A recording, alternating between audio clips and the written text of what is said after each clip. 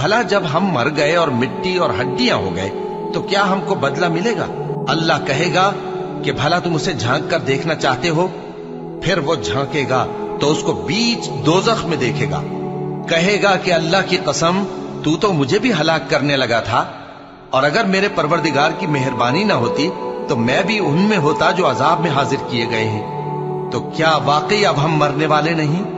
हाँ, जो पहली बार मरना था सो मर चुके, और हमें अजाब भी नहीं होने का। बेशक यही तो बड़ी कामयाबी है। ऐसी ही नेमतों के लिए अमल करने वालों को अमल करने चाहिए। भला ये मेहमानी अच्छी है या थूहर का दरख्त? हमने उसको जालिमों के लिए बला बनाया हुआ है। वो एक दरख्त है कि जहन्नम की तह में उगेगा।